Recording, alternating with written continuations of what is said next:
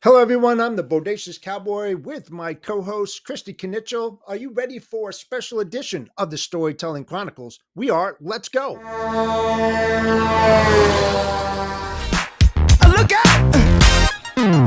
Pop, pop, it's showtime. Showtime. Showtime. Guess who's back again? Oh, they don't know. Gone time. Oh, they don't know. Gone time. I bet they know as soon as we walk in. Showed up. I'm wearing Cuban links. Yeah. Designer mix. Yeah. Inglewood's finest shoes. Whoop, whoop. Don't look too hard, might hurt yourself. Known to give the color red the blues. Hello, everyone. Welcome to the Storytelling Chronicles, empowering women into logistics. It is Monday, June 17th. I hope that everybody had a great Father's Day weekend. I know that we did. And I am next to one of the greatest co-hosts that anybody could ever have, Kristy. Kristy, how are you? Doing fantastic.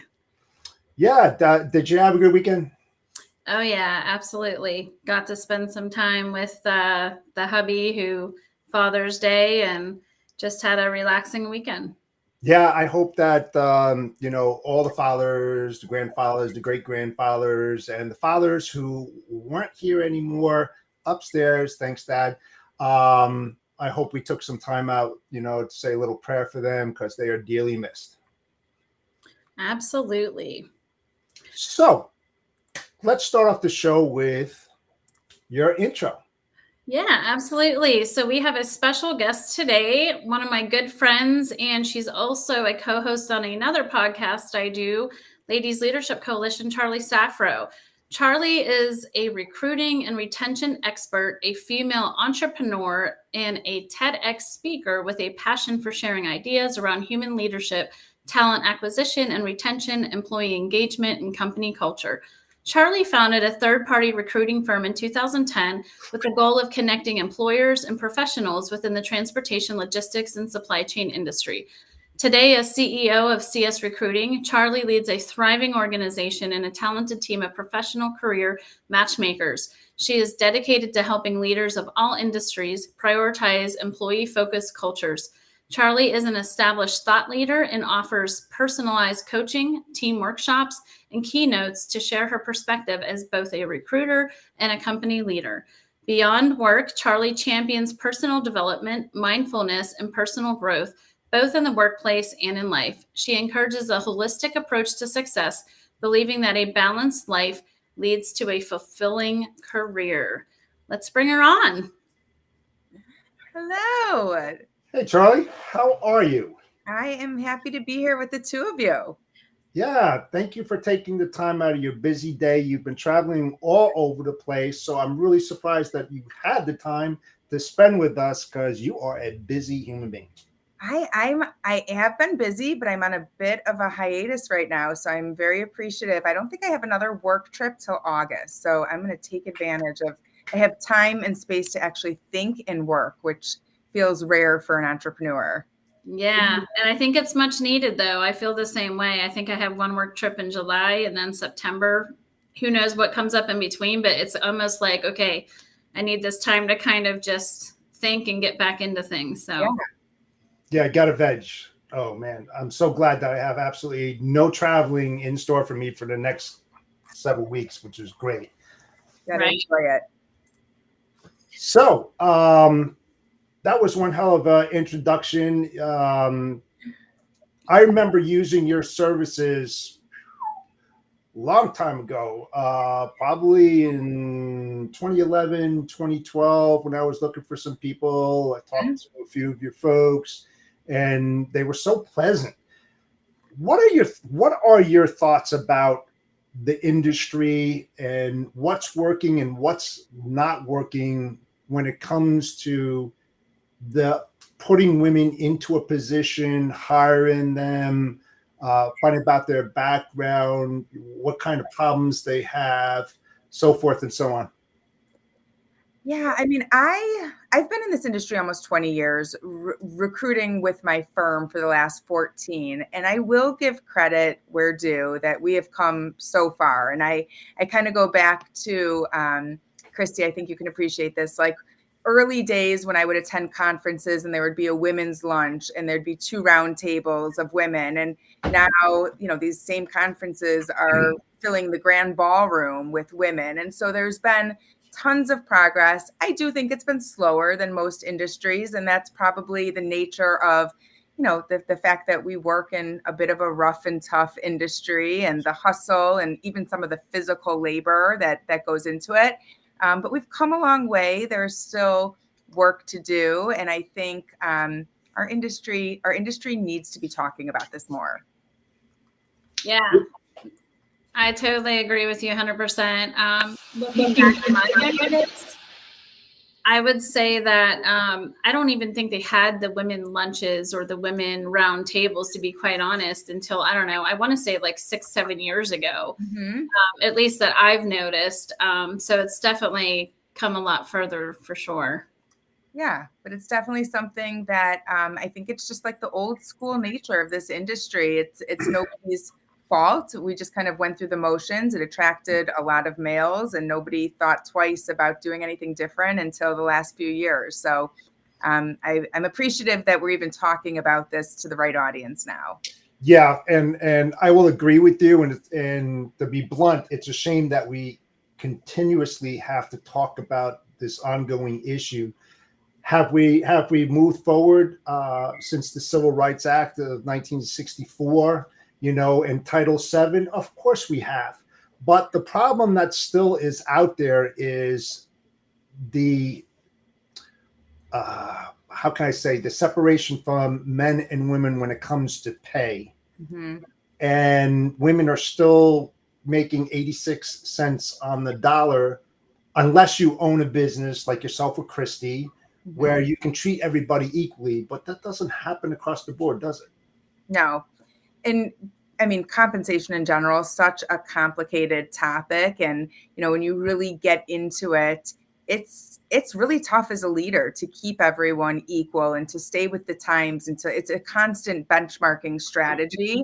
But it's going to get better. It's going to be hard and it's going to be an adjustment. But there are a lot of pay transparency laws coming that I'm not going to say they're going to solve for this, but they're going to create a lot of awareness. We have to be very careful with, how we use it, how we approach it, how we communicate with our teams before they're implemented. But I do believe it's going to even the playing fields because it's going to be out there. Like right now, the reason we get away with it is because it's not out there and it's a taboo topic that no one wants to talk about.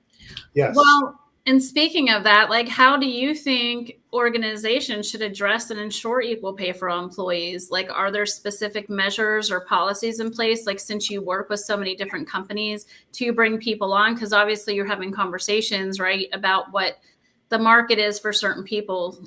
So just curious to hear your thoughts.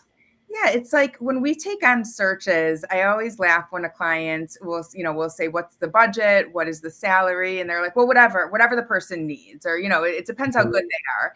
And I think the smartest thing you can do is like, you need to have pay bands. What is the pay band for this position?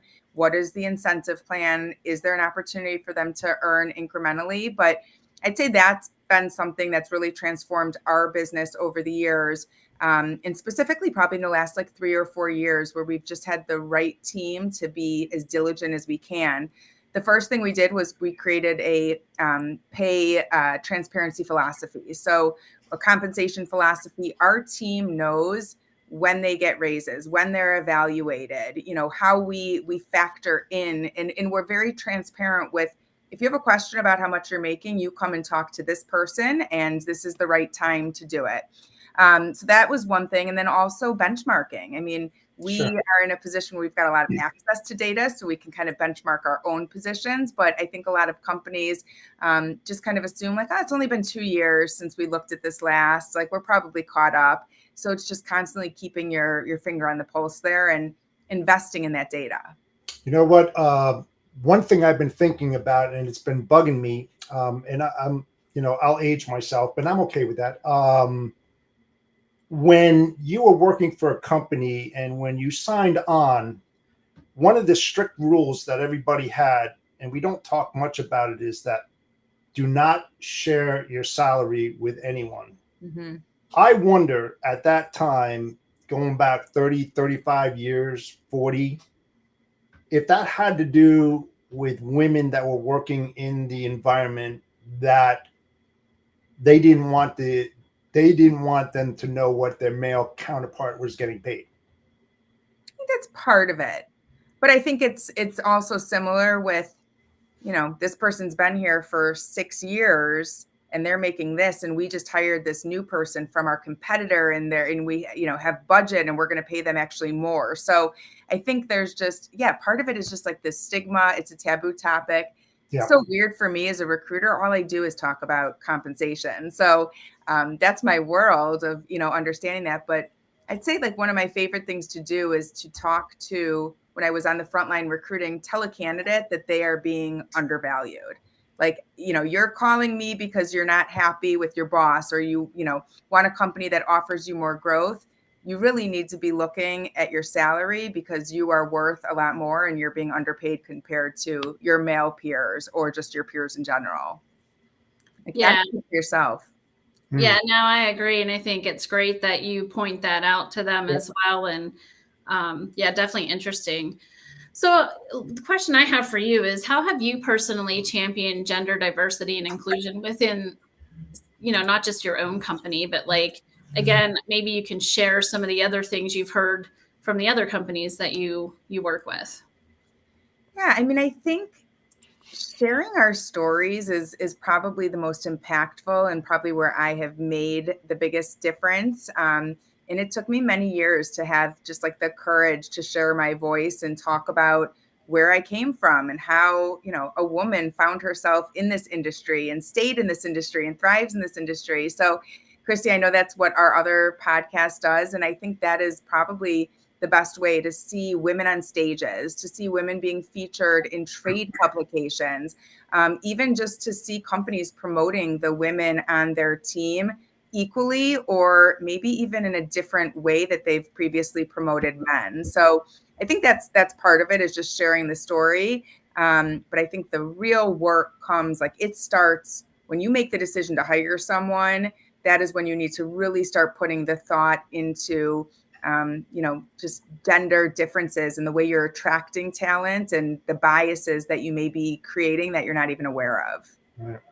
Yeah, I mean, with you saying that, it kind of comes into another question. So when it comes to hiring for cultural fit, like, what indicators do you look for to ensure a candidate will thrive within your organization, whether it be, a male or a woman? It comes back to values. And so I think of like when I first started my business and I went out to hire my first employee, and I knew what I needed. And in my mind, I was like, I want someone who just graduated college. I want to be able to train them. And I could do that. That was 14 years ago. It was my first hire. It was like, who knows who, how am I going to get connected? And what I didn't realize at the time is that first hire set the tone for our culture. And that was really like the framework of the default culture we were creating. And I will be the first one to say, maybe my second hire, my third hire, they all kind of look the same. They were all women, which I was really trying to support women and create this environment where women could move on and have families and keep a career. But they all came from similar backgrounds, similar soft skills. And I'd say we probably got to about 5 employees. And that's when I looked around and I was like, okay, all of these people have contributed to what we are and they match our values. But now we need to look for more diverse people, because we can share values, but come from different places and have different opinions and different experiences. And I'd say that's where we really started to think about hiring. It all comes back to values. And I'm not going to say every employee lives and breathes all 5 of our values every day, but they better live and breathe 3 of them. And that's kind of like how we think of it, is like, it's a values check. And that's the one thing that's our North Star that's always consistent. Yeah. And you mentioned, your first hires being women, right? And being a woman-owned company, I actually have this situation where I attract a lot of women that want to work for me because of that. Do you find that's the situation with you as well? Oh my God, I was just talking about this yesterday. So when I started my business, I had just had my 3rd son. And probably for the first, going to say the first 5 or 6 years, I was the only person on our team with kids. I was the old maid. And we just calculated this the other day. First of all, this year alone, we will have 5 maternity leaves, and we only have 30 employees. So that's a significant chunk. And today, we just had a baby last week on our team. So I think today we're up to 21 employees' children that do not include mine. So in the past 14 years, we went from 0 to now 21 children that have been produced by our team members who started without children. And so the reason I was talking about the other day is because someone had complimented how I've created this environment for moms to return to work, and we have the trust and the flexibility and the policies. And while I love that, I'm like, what did I do? Do you know what I'm saying? Like, look at what I hired these women when they were college grads, single, living at home with their parents. And then as I was able to build a business and focus on retention, I kept them loyal. They met their boyfriend, they got engaged, they got married, and now they're on their second or third child. And, we just keep seeing these maternity leaves, but it's a good thing. Like, it's just an irony that it didn't exist for 10 years. Then all of a sudden it's such a factor in our business. Yeah, that's exciting. Very interesting too, that you have that number, like, that number, it's something you talk about. So yeah. But I think you're right, Kristy. Like, I think I very indirectly attracted women because I was a working mom, and I put that out there, and I wasn't trying to attract them, but it was like, oh, if she could do it, maybe there's a spot for me there. And it's ironic. We work in such a male industry, but our team is 92% female right now. Oh, wow. Yeah.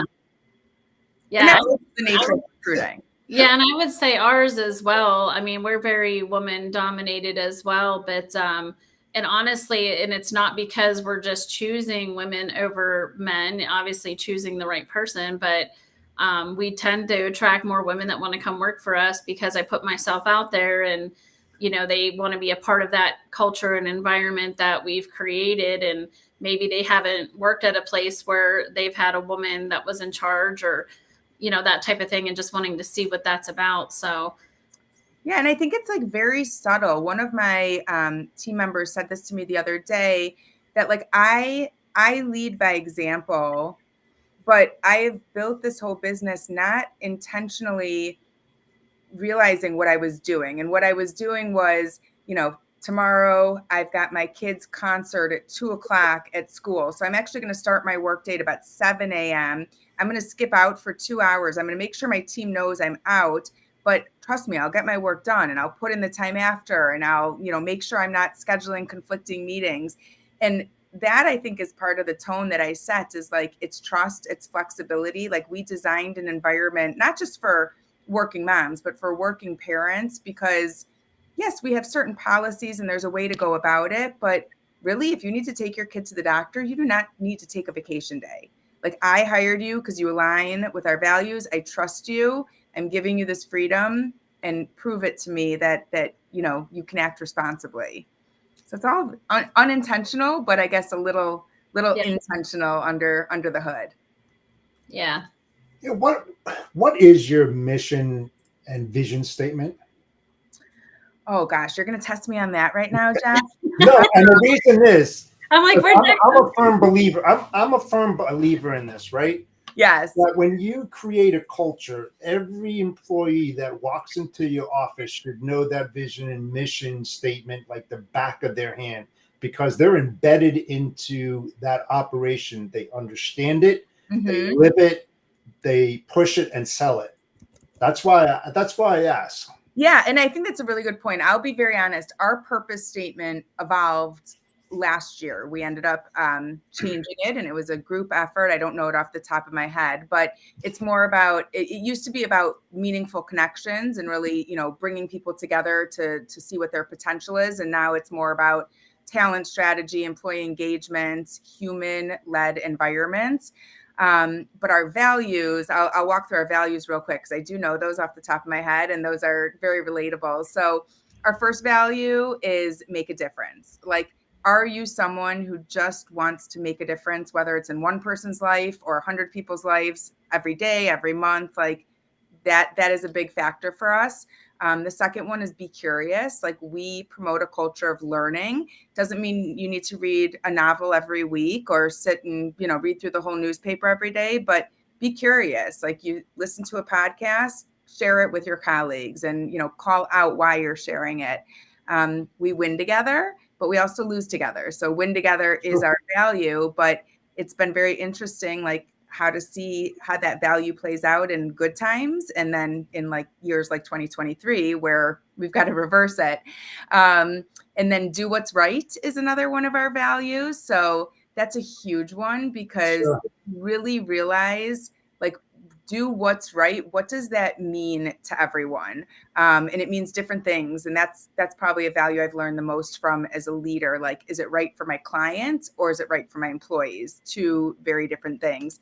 And then our last value is connect. And it has a lot of meanings. Obviously, we are professional connectors, but connect with connect with their job seekers, connect with your clients, connect with each other, connect with the work you're doing. So that's really how, when I say, like, we want them to at least like live and breathe 3 out of 5, like, they're pretty basic and you can apply them in any way, but it's pretty telltale when we interview someone who is not aligned with our values. Like, we feel it pretty quickly. But that's I believe in a lot of those for sure. Yeah. Like our mission statement is pretty easy. It's 3 words: be the opportunity, because they're reaching out to you for an opportunity, and you have to understand what that opportunity is. And if you are in that niche and you know it like the back of the hand, you're going to do extremely well. Extremely well. So just because you're in the business doesn't mean you have to be a jack of all modes. Yes. That's great. You're jack of all trades, master at none. You're not going to get anything. So it's got to like define, your verticals, your niche, and move forward in that direction. And I know you'll agree with me on this, that all clients aren't good clients, right? And you've got to learn to like separate, based on ROI and how much time you're spending with them and whether or not it's a lost leader. So I've got a question. I'm going to come to you as a corporate owner. Okay. Right. Hey, Charlie, I want to hire and change the culture in my business. And this is what we're up against. We're about 75 male, 25% female. I want to try to even that out. And here's the type of problems that we have. A lot of the guys that are in here that deal with the women issue, they see them taking maternity leave. They feel that, hey, you know what? I'm getting left out. They're getting more benefits than I. I want to try to change that culture. Can you help me with the strategies of how I can become cultural enough so that I'm not biased to any of the people who are coming through my doors, that they know that they're going to have a home here and that everybody is going to work together? Wow. Yes. So how that connects so much to my work is, if you approach me like that and you're talking about your current team and your current culture, I really believe that's where it starts, even though I am in the recruiting and hiring business. And so I would start by really sharing like my philosophy that there are 4 main areas within a business that attract employees, but they also keep employees. So we would do a deep dive and really assess. I'll give you, one example of that that's probably connected to your pain point, Mr. Customer. But is this idea of like, what do you offer beyond the paycheck? Like, everyone works for a paycheck. You offering 50K and your competitor offering 56K is not the differentiator.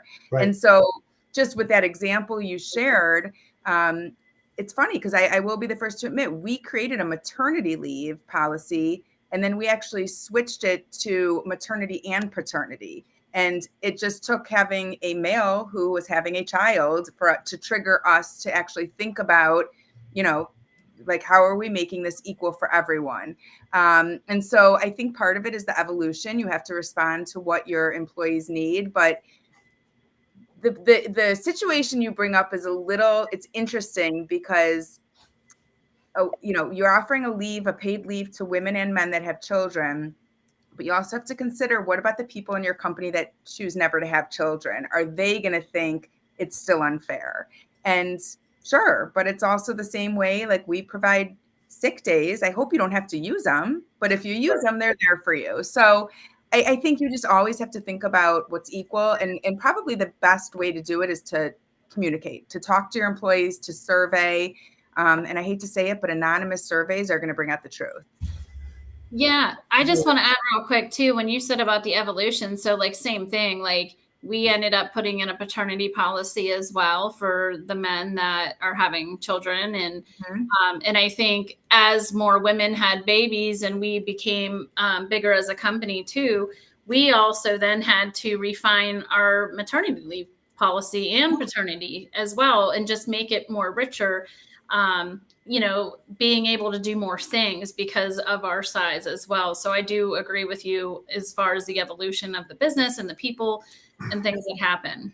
And you probably don't even realize, Kristy, how many women you have attracted because of that. So you did it for your current team, but as you're evaluating maybe a rock star job seeker that you want to bring in, I mean, I think back, like I think we've hired 3 women pregnant. So they needed that. They were looking for that. We didn't offer that. They weren't going to join our team. So again, it's we're doing it to take care of our current team, but then we're really leveraging it to bring in new talent. Yeah, and we just hired and brought on someone that was pregnant as well, literally a month ago. So, and would she have joined your team if you didn't have that policy? Well, I think it's a different circumstance, but I will say she didn't have anything. So I think it was a blessing in disguise, to be quite honest. And I was happy to be able to be like, hey, we have these benefits that could help you. And even the timing worked out perfect from when she could get the benefit, because she just had her child this week. Oh, congrats. Yeah. And what does that say to the other employees that work for you? I mean, I think the biggest thing with my company is just the flexibility and accommodating that we do when people are in situations. And it might not be for everyone, right, that's going through something like that. You said they might not have a child, but they might have something else that happens that we accommodate them for that, has nothing to do with having a child. Maybe it's a move. Maybe they had some kind of family emergency situation. Everyone's situation is different. So I think it's just being able to be flexible and accommodating in different situations in general. Yeah, I mean, I'll share a story very much on topic. And I did talk about this a little in my TED Talk, so it may be repetitive. But we have an individual on our team who, at the time, she'd probably been with us 6 or 7 years, and she had a miscarriage. And in our handbook, we basically offer our bereavement policy. Like, we treated it the same way. So you get 4 days off for a, direct family member. And she came back to work after her 4 or 5 days. I don't remember what exactly it was. And we were catching up, and I was like, how are you?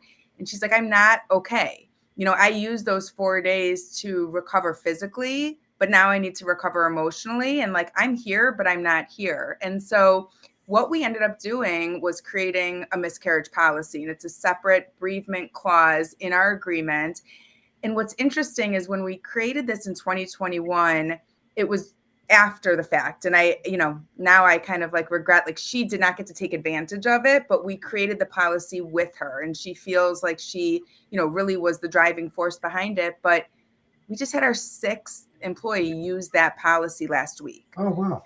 And like, that's the crazy part, is we created it for one person thinking like, oh, it may or may not ever happen again. I mean, It certainly wasn't happening in 2011 when nobody was even thinking about children. And I don't know how our team felt about it when we created it then, but now as these women are using it, it's like, I will tell you, somebody who just used that miscarriage bereavement policy last month, like, they're not quitting. They are loyal to us. They know that we care, and we gave them space to heal and return and do their job. And like, that's not something they get at every employer. And so it's like those little things that you're not going to start a company and do everything at once, but you learn, you respond, you evolve. Yeah, I love that. Yeah, sure. One thing I know about you, Charlie, is that every single year you take your whole team away for a weekend, and which is great. So you get on a personal level outside of business, you have fun, pleasure, whatever you're doing. You know, a lot of companies out there, and this is what I did a long time ago. You know how you send out to your customers, you probably do, is these little postcards that pretty much say, hey, how are we doing? Where are we succeeding? Where are we failing? How can we do better? You know, it kind of gives you a gauge, because what you think you're doing may not be the case, and it kind of changes your perspective. So what I did was internalize that, especially when I had women and men that worked for me. And being a leader, I wanted to know what was happening out on my floor. So, you know, with no repercussions or anything like that, I would have each one of them come into my office, men and women, and I would say, hey, Sally, what's working? What's not working? What are you happy with? And what is really getting underneath your feathers, you know? And I would ask the same thing to men.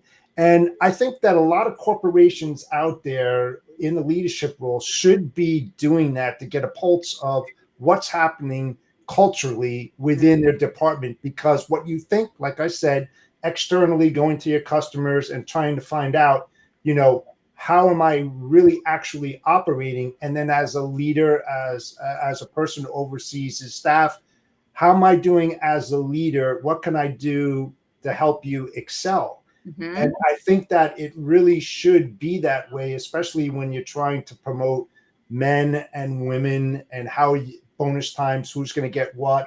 And because people talk, you know that. I mean, they talk about themselves. Oh, I got a 10% raise. Oh, I got a 7, so forth and so on. You know, you want to try to squash that and make it equal. And again, to your point, Charlie, you said that not everyone is the same. You got your high producers, your low producers, and your non-producers, and those are the ones that you get out of there. But you got to treat people as people, not as male and females. Yes. You know, hire for experience, hire for that knowledge, hire for that do type kind of positions where they in the trenches and they do that kind of stuff. Exactly. No, and the example I gave earlier, like that applies to anyone, you know, whether you're taking your grandpa to a doctor or your child, whether you're a mom or a dad. And so, you know, I think that's incredibly brave, Jeff. And it's something that it took me many years as a leader to start soliciting that feedback from my team, because you have to be ready to actually act on it and take that feedback and improve. And it's going to be stuff you probably don't want to hear a lot. So very true. Yeah. I mean, it takes a lot of courage, but we do a couple different things to solicit feedback, but one of them is a quarterly survey. And we, a couple of years ago, started these like employee resource groups. So bringing people together that have things in common to just do like a Zoom call or coffee chat. And we had a parents group. And one of our surveys revealed that one of our employees actually felt left out, that there was this parents group having lunch, you know, the third Wednesday of every month. And she wanted to be a parent, but she was struggling to conceive. And so getting that feedback from her just made us rethink, like, do we want to label it a group for just parents? Or is it, you know, do we broaden it or do we tighten it? And is there another place for her to connect and, you know, really collaborate with employees over something personal? So if we never would have had that survey, she'd be walking around bitter. She probably wouldn't even be with us anymore because she'd feel slighted, versus us really being receptive and like, okay, so what can we do to make this more comfortable for everyone, but still have this serve its purpose of people coming together over something they have in common? It's a tightrope. You're always walking the tightrope. Like, I got to keep everyone happy, and I don't want to piss anyone off. So listen, I'm the same way. And then, you know, I have double the employees you have, and it gets harder as you get more people. And, you know, people tell me all the time, you're not going to be able to please everyone, but I still try, you know. Same, Kristy. Well, with that being said, we're going to go to our sponsors here for a moment, and we'll be right back with Charlie. Our first sponsor we're going to talk about is TAFS, which provides transportation factoring solutions to boost profits and increase cash flow for small and medium-sized companies. Contact TAFS at tafs.com to elevate your financial success. Trucking excellence meets unparalleled service. Enjoy exclusive benefits like our fantastic tire discounts. Need cash fast? Try our 1-hour advances. Plus, we're here for you 365 days a year. Need loads? We have a pro dispatch service. This is why TAFS was recognized as the top factoring company in 2023. You'll benefit from strategic partnerships for enhanced operations. Access business loans and manage your finances easily with our client portal, F2 Fuel Card, and mobile app. At TAFS Factoring, we're more than just a factoring company. We're your partner in success. Contact us today to see how we can help your trucking business thrive. Our next sponsor is Freight Validate, the ultimate identity and compliance verification system for the logistics industry. Freight Validate empowers shippers, brokers, carriers, and more to ensure compliance with regulations and mitigate fraud risks. With Freight Validate, you can easily verify entities' compliance statuses and identify potential threats within minutes. Don't risk your business with unverified carriers or brokers. Choose Freight Validate for peace of mind. Learn more at freightvalidate.com and start your verification process today. Freight Validate, revolutionizing identity and compliance verification for shippers, brokers, and motor carriers with cutting-edge technology. Now, experience the power of voice-activated information retrieval with Siri and Alexa. Hey Siri, check Freight Validate. Sure, what's the MC number? 387211. The company Direct Expedite LLC is a broker and is freight validated. Company ownership has completed facial recognition verification. Basic company identity verification, risk assessment, and compliance info has been verified by freightvalidate.com. Please follow company protocols for additional safety and compliance vetting. For more information, please go to freightvalidate.com. Freight Validate ensures complete access to our state-of-the-art identity and compliance verification system. Speed, accuracy, and savings all in one package. Don't miss out. Upgrade to Freight Validate today. Fraud starts with fraud. It ends with Freight Validate.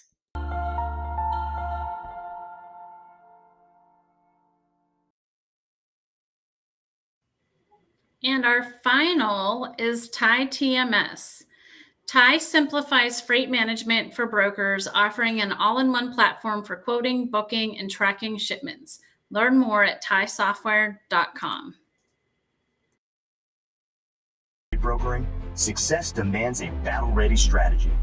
TIE TMS equips brokers with the ultimate battle station for conquering a tough market. With TIE, brokers gain access to a comprehensive platform where rate intelligence and quote history converge on a single screen. It's not just a page, it's a strategic command center designed to help brokers win. TIE equips your team with all the data they need to negotiate with confidence and allows them to communicate directly with carriers and customers from a simple control base. Revolutionize the way your brokers perform by giving them a competitive advantage with TIE TMS. For more info, scan the QR code or go to tie-software.com/battlestation. And we're back. And we're back. Awesome. Well, I'm going to start off by asking you, what methods have you employed to recruit and retain women in your organization, particularly in leadership roles? I know you talked a lot about some of the benefits that you offer, your values and such, but how do the women get into those leadership roles, and what are you doing? Yeah, I mean, I think that, I'll tap into my area of expertise there, because that really starts, like I said before, like once you decide you need to hire. And what I think a lot of companies do, and I'll probably admit that we did this at the beginning, if I really go back and pull up those old job descriptions, is we all paint this picture of our company the way, we think we want to attract talent. So, it's a fast-paced environment. We're looking for someone who's assertive and who's very opinionated. And I think a lot of companies don't realize that is bias. Like, you are attracting male genders when you put words like that into your job description. On the same note, if you say we want someone who is, empathetic and nurturing, you are attracting female genders. And so that's like one basic rule of thumb, is just being very aware of the words you put out there because they can be used against you. But it's also thinking about what are those soft skills that we need. In recruiting, it is really important to have leaders that have this right balance of like head and heart. So it's, they're rational, but they're also empathetic. We could find a man or a woman like that, but at the end of the day, that is what we're after. And I think naturally that has, what we've talked about up till now, that's a lot of what's attracted women. Me putting myself out there, me talking about having 3 kids as a working mom, these little subtle policy changes we've made over the years, those all contribute to, creating a diverse, friendly environment. And I think what a lot of people realize is like, we live in this world now where sometimes work is the main area where we meet diversity, where we're exposed to, like we all are in a community with like-minded people. We join clubs or religious organizations with people who agree with our opinions.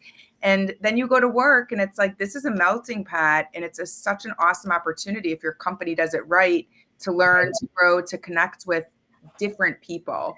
I don't think we all take that for granted. And if you're just hiring the same profile over and over, it's not going to get you where you want to go. Yeah, and now I certainly agree with that. And I think that's something it takes time to learn. But I think now that there's so much socialness going on, I would say since COVID hit, right, there's a lot more of us being social and putting everything out there and asking questions and learning this stuff. But, another thing I wanted to ask too is like, how do you address the stigma associated with being a working female or a working mom within your own company? Ooh, that is a work in progress. Let's say that.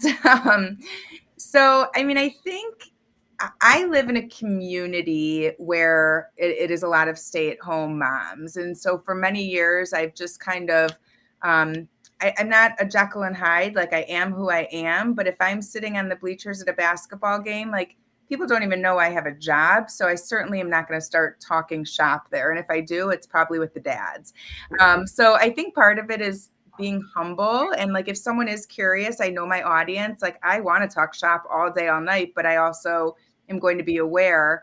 I think that is part of it, like staying true to who you are. But I don't care if my neighbor knows if I work. I don't need to flaunt that. Like, do I care that she knows that I am here to inspire and influence? Yes, but she doesn't need to know what I'm doing all day. So I don't know. It's a balance of, do I want to fit in or do I want to stand out? And what is it worth right now? Right. And I will say there's a lot of times people that will ask me when I'm out what I do. And I almost don't even want to tell them what I do because it's so interesting. Like, I don't know why it is, but I feel like you're going to get judged. Totally. Yeah. And it's just it's been a challenge for me. I'll just say that. No, it's true, Kristy, because when people ask me what I do, I just say I'm a recruiter. And like a lot of times people will be like, why didn't you say you're a CEO or that you own a business? Like, because exactly, I don't want to be judged. Oh, you have 3 kids, you own a business. Like, do you have time for your kids? Like, I'm just a recruiter. That's what I do. Yeah. It's easier. Exactly. Yeah, get out of harm's way. Exactly. Like, pick my battles. I will pick my battles. Right, because if you said it, then you're enticing, derogatory statements or whatever. It's like, who wants to get questioned? I don't care about titles. I really don't. Yeah. Well, even the way they look at you instantly is just different, right? And even though they might seem like, oh, that's interesting. Yeah. But in the same token, it's just like, it's definitely a challenge. And it's also like, I enjoy working, so don't feel bad for me. Like, please don't pity me because I just said I work full time or I work, full plus time. But yeah, I think that you just have to know your audience sometimes and like, what's it all for? Right. What's worth saying and what's not. I mean, you don't want to get questioned. Wait, you're a CEO and you own a company? You got 3 kids. How are you juggling school and picking them up and dropping them off? Blah, blah, blah. It's like, ask my 13-year-old because I forgot to pack lunch last week. I didn't pick him up after there's plenty of mistakes that come along with it that I'm happy to talk about. Of course, it comes with the territory. Come exactly. on. So what advice would you give your 25-year-old self? Ooh. So I have a little bit of an interesting angle because my name. So my given name is Charlie. And when I started my business, I was a little older than 25. I think I was 30 when I started this business. So I'll give my 30-year-old self. I had this strategy where when I would email people, they would respond and think I was a man. And for many years, I would correct them right away and be like, nope, I am Mrs. Charlie Saffro, and it's not Charlotte, and it's not Charlene. That is my name.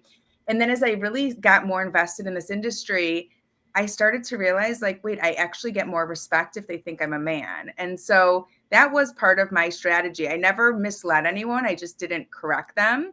And then, and this was, pre LinkedIn, I would show up to a meeting and catch them off guard, but then I could really prove myself. So I guess I probably would give myself the advice to, like, I avoided it for a while until I embraced it. And then I finally embraced it and was like, okay, maybe I am using my name to get the meeting, but I still have to go in and close them.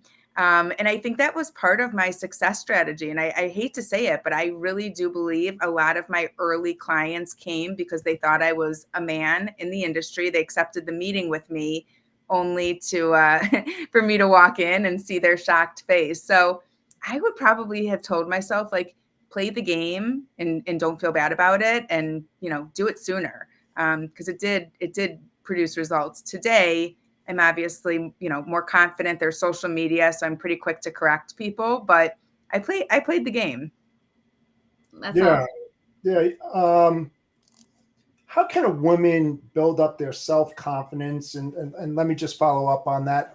A lot of women out there are fearful going into a new opportunity, not knowing what to expect, especially when you hear, well, who am I going to meet with? Where are you going to meet with John Doe? He's the CEO of the corporation. And you're going to meet Bob, who you're going to be reporting to, so forth and so on.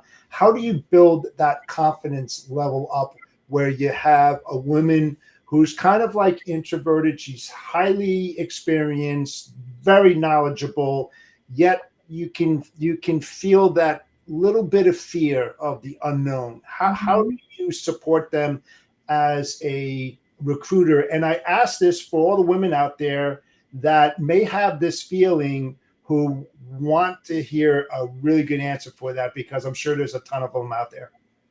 Yeah, I mean, for me, there's something about overcoming imposter syndrome by being prepared, or sometimes maybe being overly prepared. And so I think that is one thing. Like, you should be prepared if you're walking into an interview or a big meeting anyway. But I think one of the things as a woman, like, I am empathetic and I am curious about people's personal lives. Like, that's great what you do professionally, but, like, do you have kids, or what do you do on the weekends? Or are you a dog or a cat person? And I think if you can really hone in and get confident about what you're good at, don't worry about what you're not good at. Like, you don't have to be good at everything, but find your sweet spot and own it. And I think that's how I've done a lot of business over the years. Like, I am my true feminine self. Yes, I've got some tough skin and I've got some masculine business qualities that, we have no choice but to learn as we go. But I've been in client meetings where, like, they come in ready to just, like, let's get to business. And I'm like, hold on, I see a picture of your son in the back. Tell me about that kid. How old is he? Or he's got a baseball mitt on. My kid plays baseball. And so I think that's kind of my natural tendency, where some people may say, like, enough small talk, let's get to business, stop the chit chat. But I'm like, this is how I'm going to build the relationship, and I'm not going to hide it. So I guess my advice to someone else is, like, know your strengths, your soft skills, your personality characteristics that will add value to their organization, and don't be shy to bring that up. And when I say be prepared, if I know that we went to the same college, or I checked you out on LinkedIn and know we have 10 mutual connections, like, that's where I'm starting. Or if I saw a post yesterday about your trip to Jamaica last week, that's where I'm starting. And so I think it's just, like, owning that human side, whereas for many years, women have been taught to hide the emotions, hide the empathy, hide the curiosity, just, come do your job. You got to go beyond that. And if it's not right for that company, that's not the right company for you. Yeah, I absolutely like that, because I am the same way. And I think at the end of the day, we're in a relationship business regardless. And I think it's important. Maybe not everyone's going to think it's important, but I do think be your authentic self and have that in mind. And because of what you just said, like what feminine leadership traits do you believe are not leveraged enough in business? And how can organizations better utilize those traits? I mean, I hate to be on repeat here, but like empathy and compassion. I mean, as a leader, all of the things we've talked about today would not exist if I didn't have empathy. And maybe I've got too much empathy sometimes, but I am constantly putting myself in their shoes. And I'm constantly reminding myself of like, how did I feel when I was an employee? It also helps that we're in the recruiting business. So we are just getting feedback, 24/7 from employees. And I can learn from these outside employees what's working, what's not working, so I can apply it to my team. But I'm going to say empathy, compassion, and emotion, like that belongs in the workforce. And part of my TED Talk, the theme of it is like business is personal. Because if I'm spending half my life working and my work is somehow influencing what I do in my free time, it has to merge. They have to complement and live in harmony. And it's knowing who people are behind their title, behind their job. That's what makes it personal. Yeah, no, I agree. And I'll say too, briefly, we went through a challenging situation with the company back in the end of 2022. And I was trying to encourage all my employees that were going through a tough time. And the interesting thing I saw was the women were a lot more emotional, just like in front of your face and like really having, some issues with it. And I was, sending them, videos to watch, things that were even like helping me. Like I'm dying inside myself, right? But I had to hold everyone together. And the interesting thing, talking to John, my COO, when I said, it just seems like, the women are the ones that tend to need it, a little bit more of that. But then John was like, well, men have the issue too, but they just, express it differently, or maybe they hold it in. That's true. Yeah, it was interesting to kind of hear that. Because at the end of the day, like, I think, I do think men tend to be a little bit more stronger, or at least show that they're stronger, even if they are feeling that inside, where I know for myself, I have to have that strong face in front of everyone. And then a couple people asked me, well, how are you doing? And I was honest. I'm like, it's tough, but at the end of the day, like we're all in this together and, trying to help each other get through that challenge. But yeah, that was definitely an interesting thing to go through. That is like such a powerful thing. Like I've had those conversations where my team is like, how are you? And they think I'm going to say great. And I'm like, I'm terrible. And this is what I'm dealing with. And I don't know if a lot of men would do that. Because I'm just like, I do wear my emotions on my sleeve a lot. I try not to always, but with my team, I'm going to be honest and I'm going to be vulnerable because I'm not perfect. And that's the last thing I want them to think, is that I'm perfect or that I'm always 100%. Like I will show up to meetings and be like, guys, you're getting 62% today. And this is the best I can do. And if you say that back to me next week, I will respect that. Like, don't need to rest. Well, and I think it's extremely important as a leader to show that you do have that vulnerability. And it's okay to be that way, because you want your people to feel the same way, like you just mentioned. So exactly. They will come back stronger, smarter, ready to work harder. That is what I've learned. Yeah.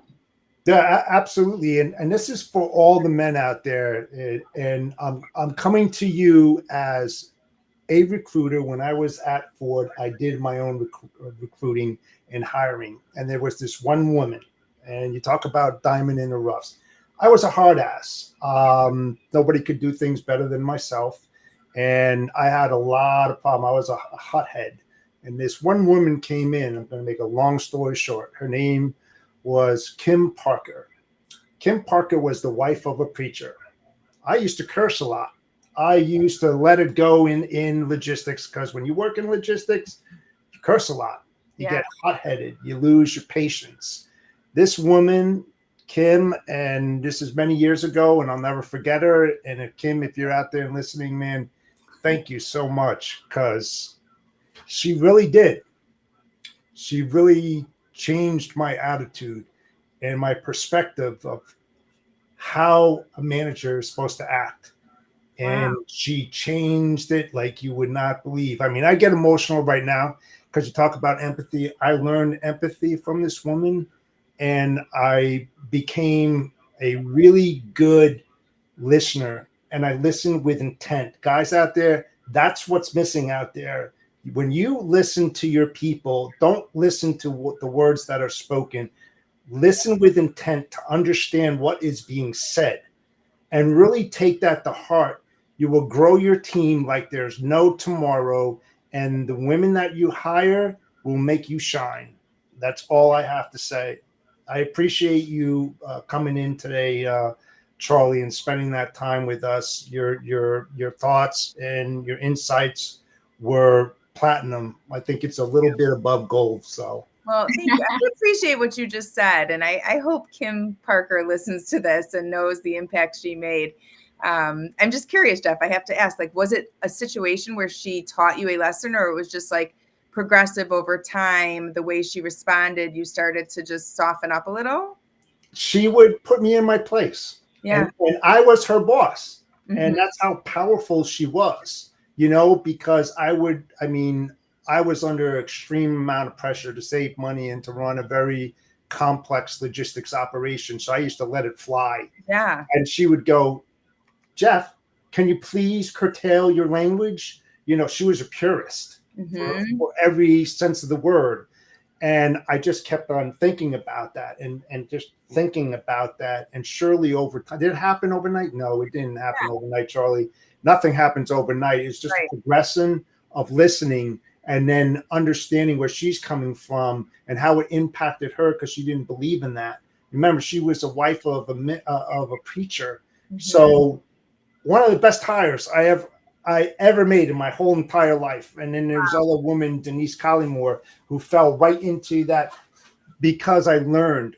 I learned from her who to hire, why am I hiring, how is she going to make me a better person? She was smarter than myself.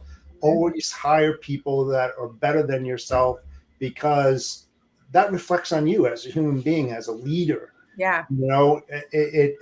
It speaks volumes. It really does when people start talking about your team and how well that they're doing. Exactly. And you have to take that into consideration. Like I said, I never had that empathy, Charlie. I never really did. I didn't care. I didn't care. It was my way or the highway kind of deal. Well, I was going to say, like, you could have taken that path and you had that path. So what was it that made, like, was it because she continuously did it, or, you know what I mean? Like, well, that's a great question. No, because she was persistent and she was really good at what she was doing. She was the head of. Respected her, basically, Yeah, and it was like either I'm going to change or she's going to leave, and I can't afford her to leave. There you go. That's a deal. That's what I was looking for. Yeah. Yeah, and a shift in mindset that changed you to get to where you are today, even hosting a show to talk about this taboo topic, which is really amazing. Hey, listen, you know what? And I said it on other podcasts, what's happening to women out there, Charlie and Kristy, it's unfair, and I'm one of very few who would say that publicly and saying, let's stop this shit. It's old. It's really old. It's over 40 years old, 50, 60 years old, back in 1964, and we're still going down this. It's not that we haven't changed. We have changed, but we haven't changed enough, especially in this era, in this time. And you look at Shelley Simpson, I knew her back in '97 when she was like an admin person who went all the way up the rails to lead. Now she's the CEO of JB Hunt. Those are the people that women should really look up to. Kristy is another one, yourself, because you represent women well. I'm not afraid to say that. I just want to try to help, men out there to try to understand, give them a chance, listen. There's some of the best women in there. They're much more organized than you guys. I'll tell you that right now. And they get the stuff done, and they'll do it better than anybody else. And I'll write that on paper. That's for sure. Thank you for that support. It means a lot that you've got the humility to say that. It's amazing. Yeah. I'd say it every day of the week, every hour around the clock. It doesn't matter, because I know I've worked with those type of women, and they served me well, and they can serve other corporations well also. paying them equally. If you're paying $1 to a guy, pay $1.50 to a woman. Seriously. There you go. Well, that was a great story. But with that being said, Charlie, I think the last question we'll ask is, what advice would you give anyone out there, woman or male, in the industry, coming into the industry? What do they need to do? Ooh, I'm gonna give a little bit of that repeat advice, because I think it's something that it took me a long time to learn, and it really does contribute to that like imposter syndrome of like, we're not all going to be good at everything. And so one of the things I've embraced recently is like, I am a really good visionary. I've got a lot of ideas. I have, I like to start things and drive things, but I'm not a good executor. And for so many years, I felt like I had to be a good executor, and I would spend so much time and still not be great. But I was working to improve what I wasn't good at. And I've totally shifted to like, know what you're good at and get better at it, and hire people to supplement your gaps. And I think, when you're starting out, you're going to have a job that has tasks that, they don't all fit you and fall in your sweet spot. But that is what we're all after in our career, to be working in a place where we feel good about the work we're doing, and we're not, straining ourselves. For me, it's like, don't show me a contract, but I can hire someone and use my time to do what I'm good at. So know what you're good at and exploit that. Love it. Thank you for sharing. Yes, thank you. So we are at the end of today's show. Charlie, thanks again for joining us. I thought the conversations were fantastic. I hope you thought the same way. Sure did. Thanks for having me. Absolutely. So thank you all for tuning in today's episode of the Storytelling Chronicles, Empowering Women into Logistics. We go live every single Monday at 2:30 p.m. Eastern Standard Time. We've had an enlightening discussion with our guest, Charlie Saffro, exploring vital aspects of gender diversity and inclusion within the logistics sector. Stay connected with Charlie Saffro on social media. She's always out there and writing some really good stuff. For further insights and discussions, follow her on LinkedIn at Charlie Saffro and her company CS Recruiting. Lastly, we want to thank all of our excellent sponsors, TAFS, Freight Validate, and Thai Software. We appreciate your support and pushing our narrative forward. We greatly appreciate it. Until next time, Audacious Cowboy out, and we'll see you next week. Take care now.